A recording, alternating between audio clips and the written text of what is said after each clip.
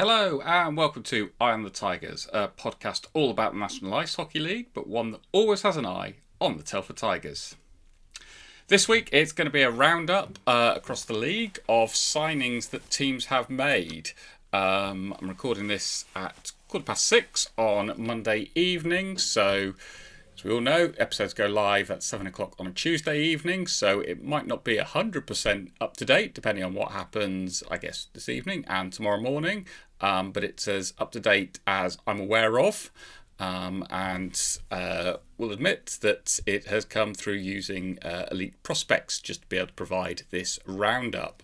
So, going to go through the teams in alphabetical order. So we kick off with the newly named Berkshire Bees. So, got signings for them on the defence of Titan Cathcart, Oliver Nags, Stuart Mogg and Preston Toombs.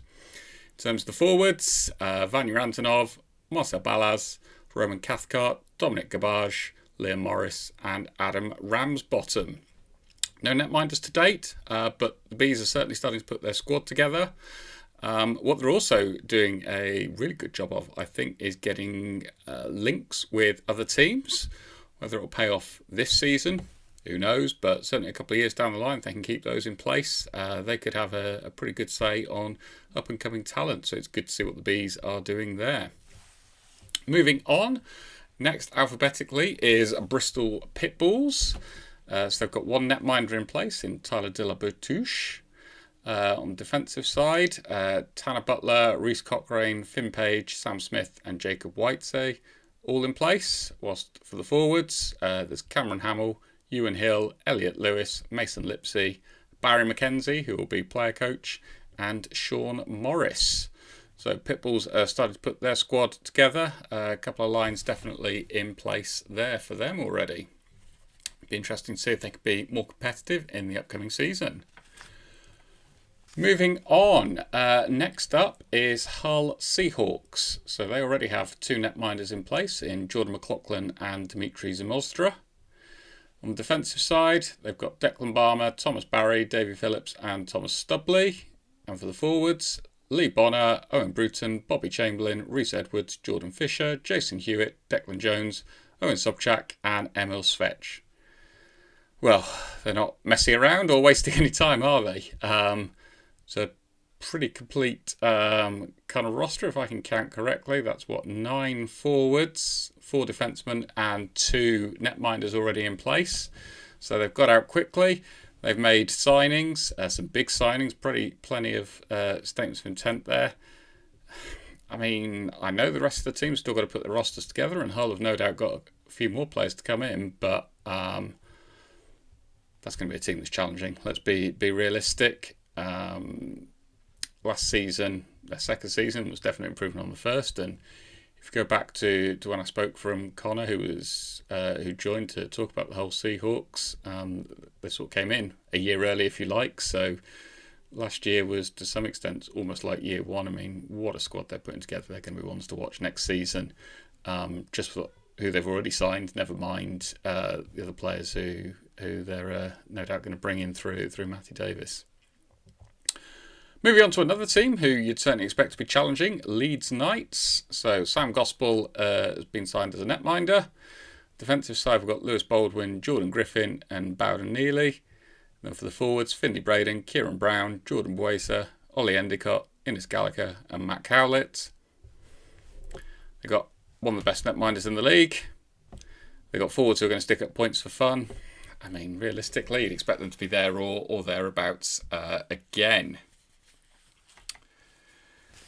Next up is Milton Keynes Lightning, runners-up last season. They've got a couple of netminders already in place in Jordan Headley and Will Curlin, so that's looking very solid there.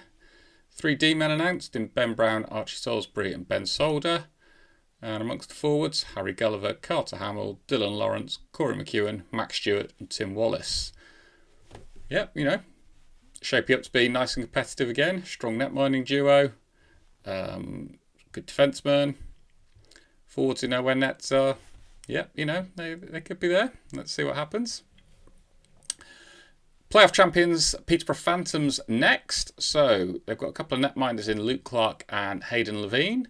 Be interesting to see how much ice time Clark gets, with Levine being a non-British trained netminder. You'd certainly expect him to get a huge amount of ice time there. D-men, Bradley Bowring, Callum Douglas, Tom Norton, Billy Thorpe.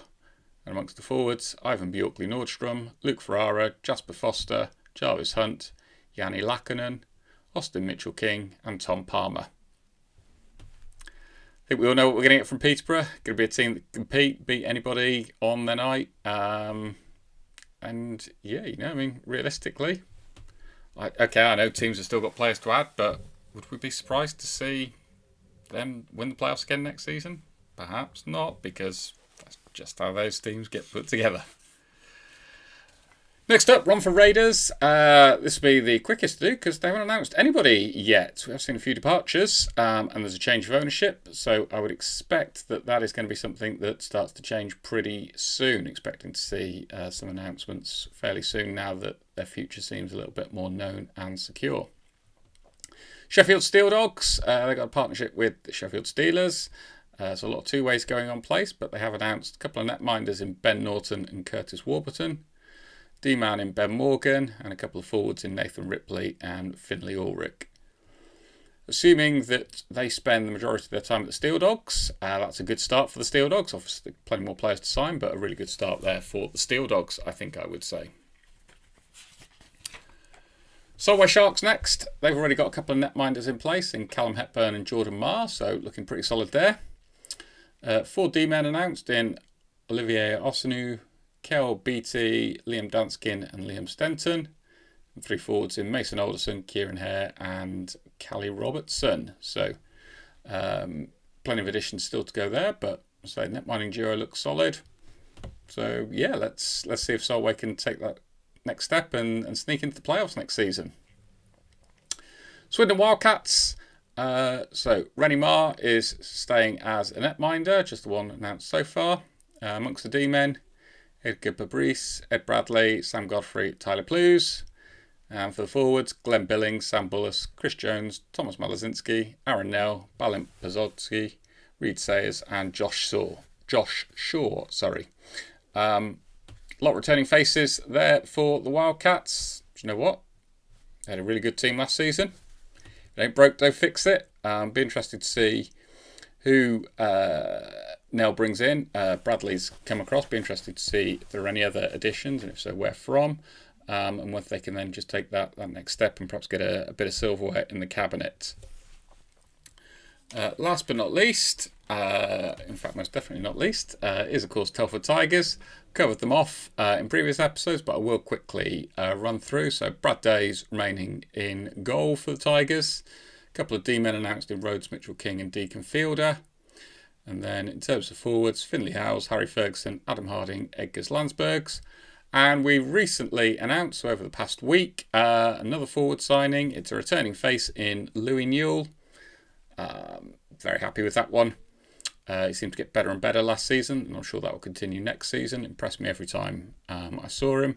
And of course, he's very versatile. He can play as forward, he can play as a D-man, so lots to offer.